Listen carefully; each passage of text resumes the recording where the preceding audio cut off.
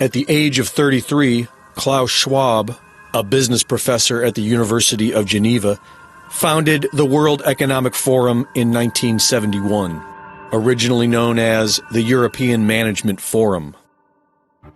Nicknamed Davos after its annual meeting place, the World Economic Forum meets every January with hundreds of members of business, politics, banking, education, and industry to, quote, improve the state of the world. Their globalist agenda is openly admitted and well documented.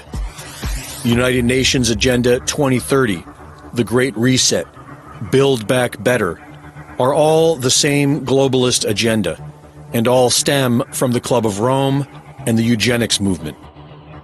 Davos claims to be looking to save the planet, and the UN claim that in 10 years they will end all hunger and poverty on Earth.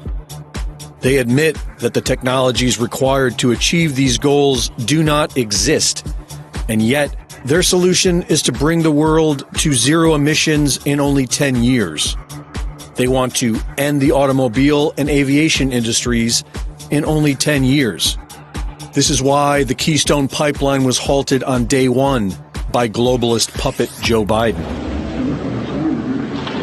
Klaus Schwab says that industries which involve human interaction will not survive. But we know that many industries which rely particularly on physical interaction will have difficulties to survive. As if the destruction of an entire functioning society will inspire solutions to all of our problems, thereby bringing about an environmental utopia where there is no hunger and all the world is at peace.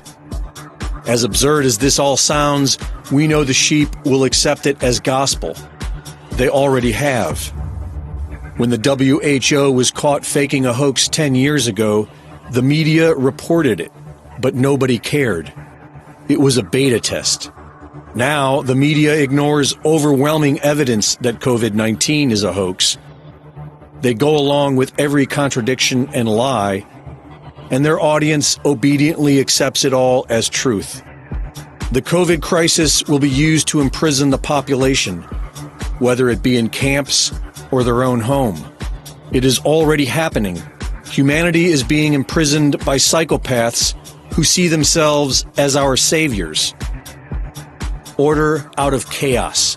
The New World Order is nothing other than the decrepit Old World Order desperately clinging to power.